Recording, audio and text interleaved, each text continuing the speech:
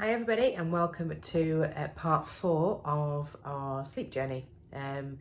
So for those of you that are just joining for the first time, very quickly, Alicia is 22 months nearly. She's been feeding through the night regularly, breastfeeding, waking up, and she can now climb out of her cot, and she basically needs to transition from a cot to a bed, which will be in her sister's room. So she's in my room currently. So we've got a lot of changes that need to happen, because obviously she can't go share with her sister while she's still waking in the night and feeding. So we've got to stop the breastfeeding, get her sleeping through consistently, then we can obviously transition her into the bed. So it started well. We got nap 1 going well. She did good nap weaning, had a nap with no feed. The night wasn't too bad. Then yesterday, things were looking positive. She went down for her nap absolutely fine, no problems. And then we started with the colds, all of us. So you can probably tell by listening to me, we are all very snotty. I have been lateral flowing like crazy. Just because you just don't know, do you? So we're all full of cold. So that's thrown a little spanner into the works. But she did still only wake 3 times last night. It was just harder to go back to sleep because she was full of snot. So we had, well, interestingly, so she had a bit of a temperature yesterday as well. So I gave her some Calpol, but before I went up to bed, I was watching her on the monitor, and it was the most bizarre thing. She's there, bless her, lying in her sleep, talking to herself in her sleep.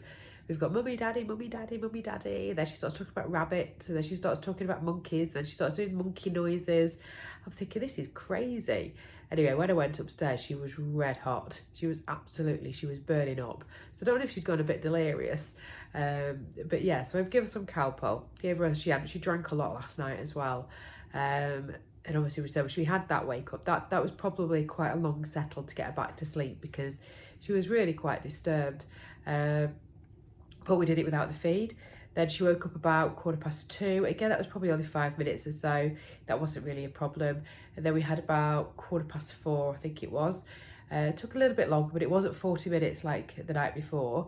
And then she was up for the day at 6:05. So, excuse me, as you can see, full of it. We're absolutely all full of colds. So the thing is, this just makes the journey completely real, because the amount of times I speak to families that go, oh, I can't make any changes because we're poorly, or the kids have got a cold or anything. Do you know what? Depending on what the situation is, if your kid's really poorly, yeah, then you don't want to be making any changes. But when is there a time now at the moment where kids aren't poorly? They're all full of it. Everybody's got a cold constantly at the moment because of COVID. So yeah, everyone's immune systems are through the floor. So sometimes you've just got to kind of say, well, do you know what? It is a cold, and in my situation, is breastfeeding going to make that much of a difference to her? Not really. She needs a drink in the night, she needs fluids, so absolutely she can have fluids. But me going backwards and starting feeding again, meaning her wakings will become more frequent and she needs me more in the night, no, that's not really going to help. So we might as well continue on the journey that we're doing, and just make sure that she's actually, she's looked after, she's not got a temperature when she's in bed, she's okay, she's got plenty of fluids. We tend to use the 360 cups at night, so they're just easy access. We still have that in my daughter's room, she's nearly 6, just because she can have a drink, and there's absolutely no way I'm putting anything that could leak everywhere with an open top or anything like that. So we stick to 360 cups for in the bedroom at night. But yeah, so the Calpol plugin will be coming out tonight as well. One of my little hacks for the Calpol plugin, by the way. So you might have heard my hack previously on the grow clocks, because I find them so bright. And it's the same with the Calpol plugins, and it's the same when your grow clock hits 15 degrees. And you might as well just switch the light on. The rooms are just that bright. Nobody really wants to go to sleep in that situation. And if you're sharing a room with your child and you're used to a dark room, the last thing you need is to have a really bright light on in your bedroom. So I'd say to people, use them, like the filter gels, the filter papers that the photographers and theatres use, so they withstand heat. And I just sellotaped that over the grow clock, and it made a difference. So I've done the same with the Calpol plugin and covered the actual light. You've got to be careful, because obviously it's the plug, so we still have slight bits of the blue coming through, but generally we cover the most of that up now with the red filter paper, so it's not that bright anymore. But yeah, so it's still beneficial because obviously we're getting all the cowpot plug-in and all the fumes and everything, which is really, really helpful from blocking the noses, but we just don't have to basically flick the light on to have it anymore. So yeah, so I've no idea how tonight's going to go because today's nap has just been an absolute nightmare. She was telling me at 10:15 she wanted to go for a nap, and then she changed her mind. So then she told me about 10:11. So I was like, right, okay, come on, we're not far away from nap time now anyway. And it was just carnage. It was absolute carnage. And when I say carnage, it wasn't like she was crying. She was just messing around. And unfortunately, when you're not well yourself, your patience is naturally thinner. So I'm kind of going, Alicia, just go to sleep. I said, I'll stay with you. I don't normally need to stay with her to go to sleep for naps and things like that for bedtime. I don't need to stay. She just goes to sleep absolutely fine. But I thought, she's not well and I don't want to risk her trying to climb out the cot, so I'll stay. And she's just lying there singing songs, going, Mummy, Mummy, I've done a poo, I've done a poo. I'm like, you've not done a poo, sweetheart. And she's like, no. I'm like, she's just playing, but she's tired and she was just playing, and I kind of lost my will a little bit. I went, right, you either go to sleep and I stay, or if you get up one more time, I'm going. And she got up. This had obviously, I'd not lost me rag, but I'd lost my patience by this point.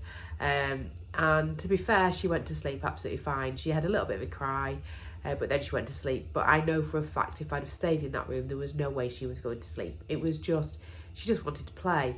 And she also liked to dictate to me where I was going to sit. She pointed to the little stool next to her cot and went, sit there. I went, no. I said, I'll stand here because you've been silly. I said, I'll stay here with you. I said, if you want to go to sleep, and if you get up again, I'm going. She messed around and she got up again. So I've got to stick to my word. And this is the thing when you've got older ones, when they start getting that bit older, you've got to commit to what you say. Because at the end of the day, they just learn that actually if you don't commit to it, and they can basically get you to do whatever they want to do. When I put the monitor on, I was just literally stood outside the door with the monitor on silent, so I knew that if I needed to go back in, I could just literally dive back in. But yeah, she's gone to sleep absolutely fine now. I don't like staying in the room with her because I know that she just messes around, and proof was in the pudding really today.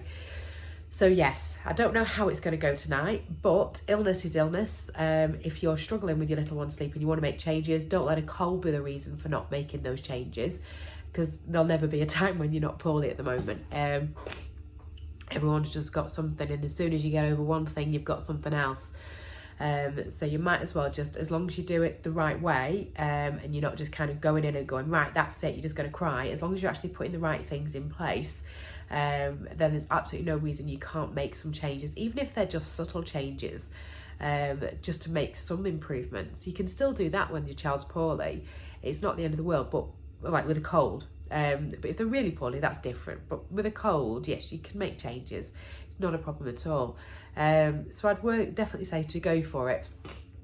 If you need help, you know where I am. I do one-to-one stuff. We have the online stuff, and the online is from 6 months to 6 years, and you still get support from me. So I can still support you for 2 months online within the price of the online plan. So for 6 to 24 months, it's $99. For 20 months to 6 years, it's $129. And that's a lot of content, a lot of videos, a lot of information, a lot of support. 2 months directly from myself in the Facebook group helping you. So if you want to come on that journey with me, have a look at the courses. Or if you need proper handheld help, have a look at the one-to-one support. Because now Alicia's in nursery 3 days a week, I am able to do some one-to-one support again, which is very nice. So we do that as well. So if you need any help, let me know. babytosleep.co.uk. And I will be back tomorrow, and I will let you know how tonight goes, which I've got to be honest, I am dreading because we're all full of it, but that's just life, isn't it? It is what it is, and it happens to all of us. Like I said, she's not a robot, she's a child, and I'm a parent, but also a human, and I don't deal with illness very well either. So let's see how this goes. Right, I'll see you tomorrow. Bye.